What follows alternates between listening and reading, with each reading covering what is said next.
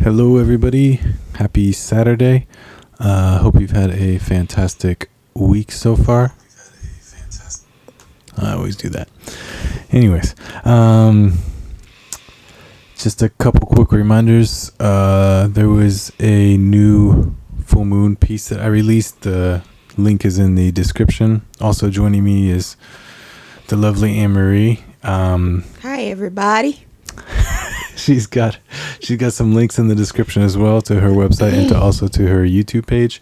And lastly, if anybody wants to make a contribution to my Venmo page, there's a Venmo link in the description as well. As always, if you've got any questions or comments, drop them in the chat and let's get going. A quote that really caught my attention this week is by a former chess champion named Garry Kasparov, and he said, to become good at anything, you have to know how to apply basic principles. To become great at it, you have to know when to violate those principles. So, right off the bat, Anne-Marie, what do you think of that? I think that's a pretty juicy quote. It is pretty juicy. Yeah, it's pretty juicy. I immediately think of science, Einstein had to break some principles in order to come up with some of his theories, things like that. Yeah.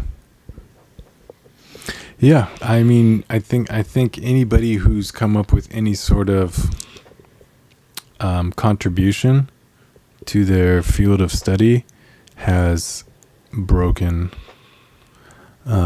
principles. Of course, the most important part, well, I can't say that. Of course, the precursor to breaking those principles is learning them.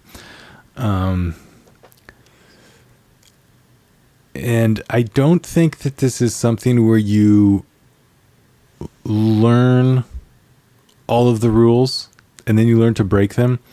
I think it's something where you learn some rules, you break some rules, you learn some rules, you break some rules. I think it's an ongoing thing. Almost kind of like when you're a child and you're kind of like learning about life.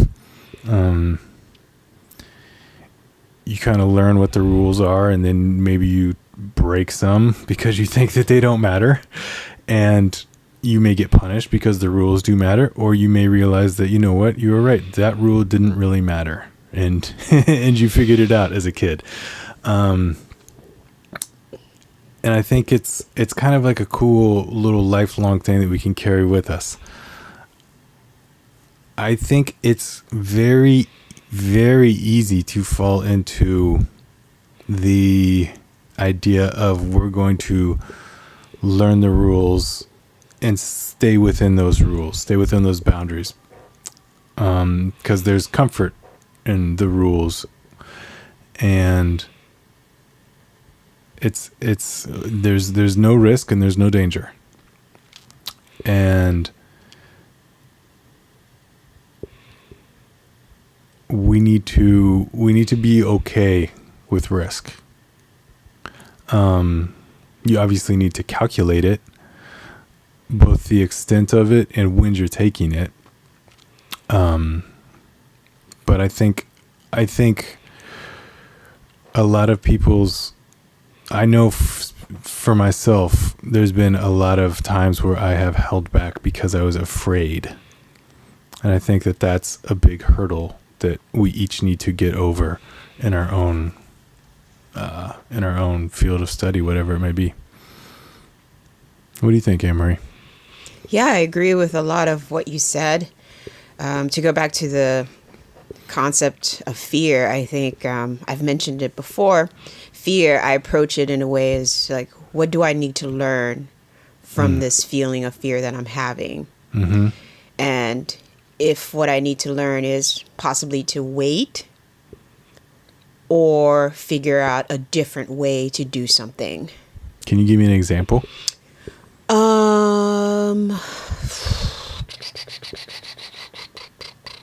Of when you would need to wait?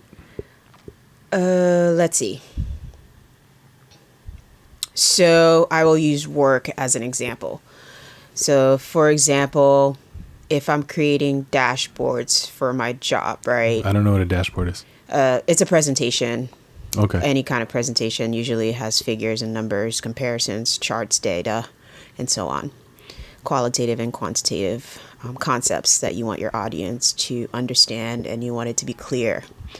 So sometimes the fear may hold me back from a qualitative perspective, meaning I don't have the experience to talk about this, so I'll wait, even though the numbers are telling me a story. Got you. Right? Oh, that's interesting. Okay. And then if I don't wait, it's like so the concept of waiting, and then it brings me to what do I need to learn so I can be comfortable talking about these concepts or this quantity or quantitative data in a qualitative way, or partnering it up with qualitative information so my audience understands what I'm saying. Okay, so it almost sounds like you're checking yourself and saying you need to go back and learn some of the quote unquote basic principles. Yeah, to some extent. And sometimes sometimes you might be in a way where it might be different, another reason why you're holding. Maybe you're scared of talking in front of an audience. You're scared of being wrong. You're scared of being asked questions. So then the learning moment is, what questions, if I'm in the audience, might I ask? And then you practice that. And then that'll inform you. Yeah, so you're at least ready. And then another thing is to say, I don't know. Let me look into that. That's a great point. And so on. Right. It's funny because in some instances, if someone is like, why did you do that? You can say, I don't know, I was just trying something out. But in other cases, you absolutely cannot say that. Yeah, you can't say that when you're in surgery, right? Right. Right. You can't say that in surgery. No, you can't say that in surgery. No, you definitely can't. But there are life situations where you can say that. Right. Like if you're in a laboratory and you're doing experiments that are not hurting anyone morally or ethically, right? Right. Then yeah, you can practice, and that's what experimentation is about. Right. It's violating the principles that you've mastered already. Yeah. And I think it's kind of a trick then, is how can we take that mindset into outside of the laboratory? How can we take that mindset out of the laboratory? Yeah, it's tricky. It's tricky because I think it goes into individual, the word abilities coming to mind, but that's not the word I want to use. Individual motivations, Okay. And I think sometimes the ethical boundaries too, like, is your principle ethical? Does it hurt your fellow human, the planet, and things like that? And sometimes I feel like that may be neglected, but that's a whole nother story. Right. We're going to keep it in this is all safe for everyone environment. Agreed. And I'm glad you said that, because I was thinking that we should have a little caveat. Right. No. Pro safety. Yeah. But it is quite difficult. But like, for example, I guess a way you can apply that in real life is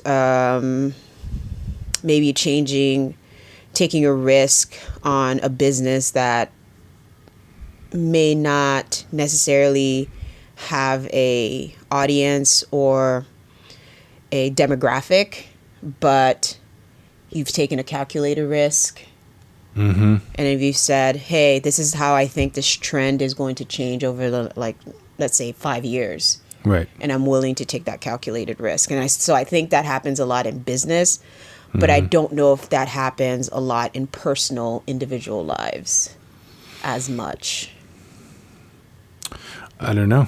Like, for example, the germaphobe may not want to take the risk of going outside because they're afraid they might catch something. Right. They've learned how to survive without giving themselves an anxiety attack. They've And that's by staying inside. So, but to lead a great life, they're going to have to get beyond that. Yeah. And also, yeah, there's so many different variables that can affect someone who is isolated in that way. So, for example, we go back to, what is this moment teaching me? Why am I afraid of germs? And then, is there anything I can do to mitigate my fear? Maybe wear gloves, even though people might make fun of me or whatever. I don't care. I'll wear gloves. I'll carry a lot of sanitizer with me. I'll wear headgear, whatever. Right. So you slowly allow yourself to take the risk. Right. That's a good point. When you're violating the learned principles, you don't need to violate every single one to its maximum extent every single time. You can just take little chances, Yeah, and then sometimes we take the risks, but we don't know the underlying risks that we're taking. I'm thinking of Marie Curie, and I think I'm pronouncing her name right. But with the discovery of, what did she discover again? Sorry. Radiation, right? Radiation, right?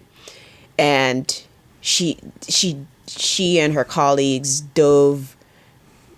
deep dived into that, but there were underlying risks that they weren't aware of, because most of them died of cancer. Right. So sometimes we don't know the risks, but we still go in because our desire and our passions are trying to prove something. And so that can have a detrimental effect. Like, it really helped society that she did this, but it also hurt her and her colleagues. Maybe had they taken the time to kind of figure out some safety principles to guide them in their journey of this discovery, their lifespan would have been longer. Maybe, but that's an interesting point, because for people working on music, for people painting, for people doing, I don't know, sculptures, for people playing an instrument, the stakes are much lower, different. Yeah. Whereas science, I think it's much higher. And so I think in scientific fields, there should be more precaution taken when we're going towards breaking those principles. Yeah, maybe. I mean, Einstein was theoretical, right? So he wasn't going out into the world and applying those theories and possibly tearing the world apart. Well, didn't he help with the atomic bomb? Well, yes. Okay. But if you're a musician up on the bandstand, the chances of you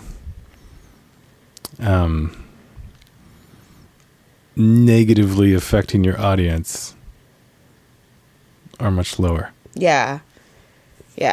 Whereas, again, we go back to the scientific community, it can really have detrimental consequences when your theories are being brought into the real world.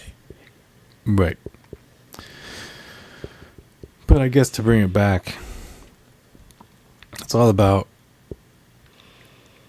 getting a piece of information and then trying to expand that piece of information and not being afraid to do that. I remember there's a great quote by a fantastic band leader named Art Blakey, and he was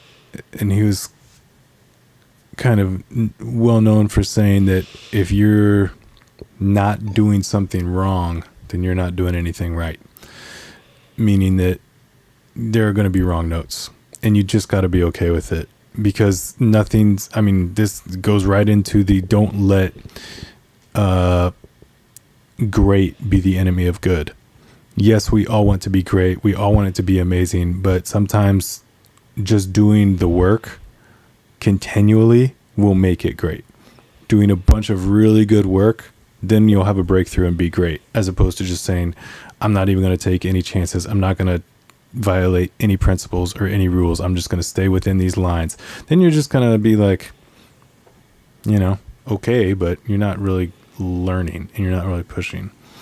And one of the cool things about art, music, etc., is that you learn about yourself and you push the boundaries of who you are and what you are capable of being.